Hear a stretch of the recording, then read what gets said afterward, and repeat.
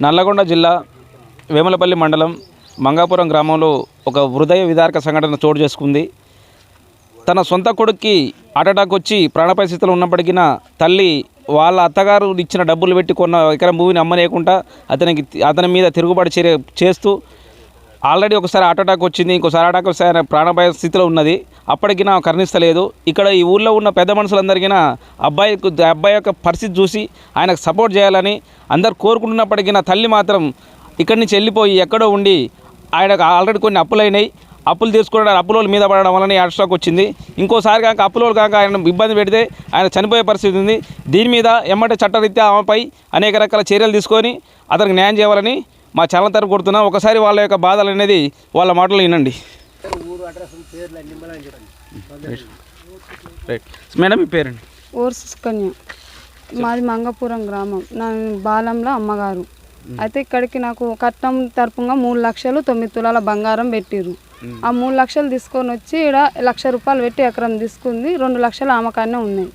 అయితే అప్పుడు నాకు ప్రూఫ్లు లేవడం వల్ల వాళ్ళ పేరు మీద రిజిస్ట్రేషన్ చేయించుకుంది.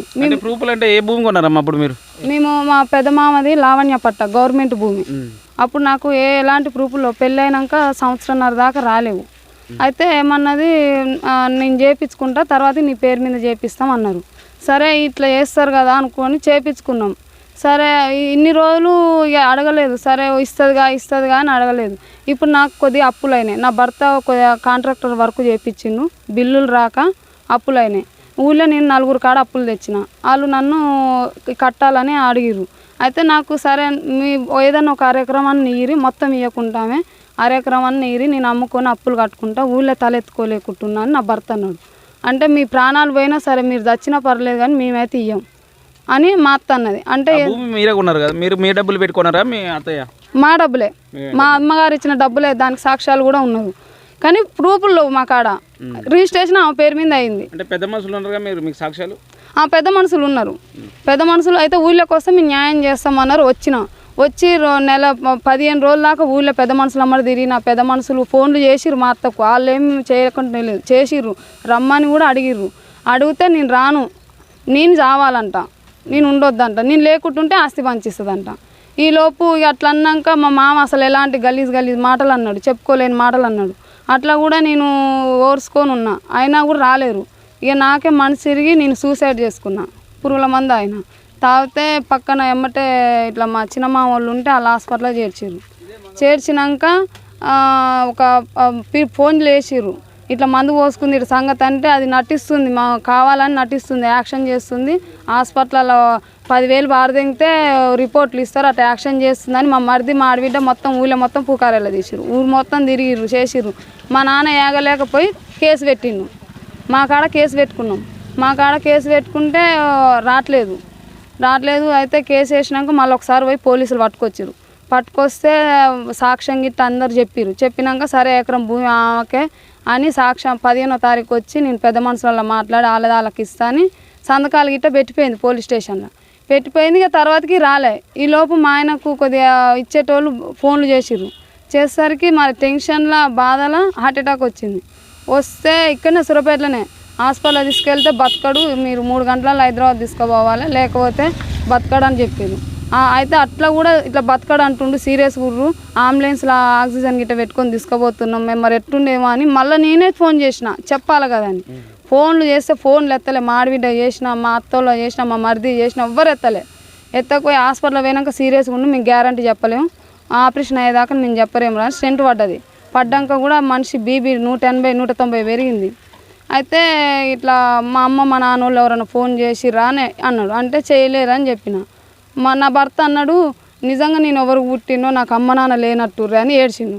ఏడిచేసరికి 220 బీపీ పెరిగింది. సీరియస్ అయ్యేసరికి సార్లు నన్ను బయటకు వెళ్ళగొడితే మళ్ళీ వచ్చి మా పెదనాన్నతో ఫోన్ చేపిస్తే ఆడు చావాలి, నేను రాను, వాళ్ళు నటిస్తుర్రు,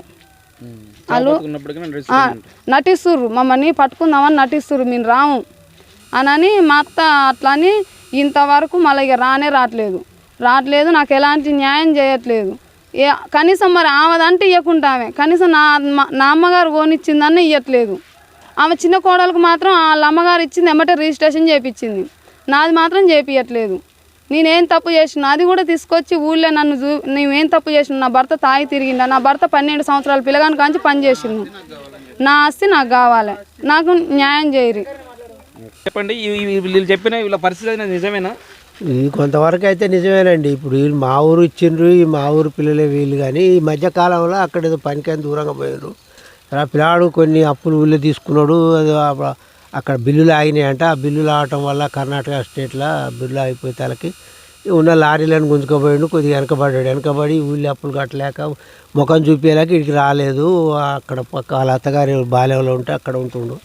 సరే తల్లికి తండ్రికి ఫోన్ చేసి ఇట్లా మా పరిస్థితి ఇది, ఊళ్ళో అప్పులు ఆనిస్తలేరు, సరే నువ్వు ఉంచుకొని మాకు ఇంత బంచిస్తే మేము ఏదో మరి 10 గుంటల్లో 15 గుంటల్లో ఎంతో అమ్మి మరి తలాయిని సరే అసలు వడ్డీ లేకున్నా కూడా అసలైనా కడతామని వాళ్ళు ప్లాన్ మీద ఉంటే వాళ్ళు లేదు మేము 1 సెంటు కూడా వాళ్ళకి భూమి ఇవ్వము, కాకపోతే మేము చచ్చినాక మా హక్కు మా మనవాళ్ళకి ఇస్తాం తప్ప మా కొడుకులకు భూమి ఇవ్వాలనే ఉద్దేశంతో ఆమె మొత్తం వీలునామా రాసి కోర్టులో సబ్మిట్ చేసి ఈ మధ్యన కోర్టులో కేసు నడుపుతుంది. వీళ్ళకి ఆస్తి ఇస్తలేదు, తిప్పల పెడుతుంది. అంటే మీ పెద్ద మనుషులు ఊరు పెద్ద మనుషులు చెప్పిన ఇంటలేదా? ఇంటలేదు ఇయ్యనంటుంది. విషయం ఈ పెద్ద మనుషులందరికీ ఆయన కాంట్రాక్ట్ వచ్చిన సంగతి ఊరి పెద్ద మనుషులకు ఎరకైంది, ఊళ్ళో కూడా కొంతమందికి చాలామందికి ఎరకైంది. దాని గురించి మేము కూడా పావులో బేడ ఆయన కప్పించిన వాళ్ళమే. నేను కూడా సరే రాయని అప్పుకే ఉన్న మేము సంపాదించాం, వచ్చింది తల్లిదండ్రుల కాడ కూర్చొని మా అప్పులు ఏందో కూర్చోబెట్టి అంతో ఇంతో భూమి ఇప్పిస్తాను. పెద్ద మనుషుల కాడ రాదంటే వాడు రాలేకపోయిండు, మేము కూడా వాడిని ఖండించలేకపోయినాం. సరే ఇప్పుడు అంతో ఇంతో బాగా ఇప్పటికైనా వచ్చి ఆ తల్లిదండ్రుల కాడికి వచ్చి మా పెద్ద మనుషులకు చెప్పి నాదేదో నాకు ఇప్పిరని పెద్ద మనుషుల కాడికి వచ్చి ఆ పెద్ద మనుషులకు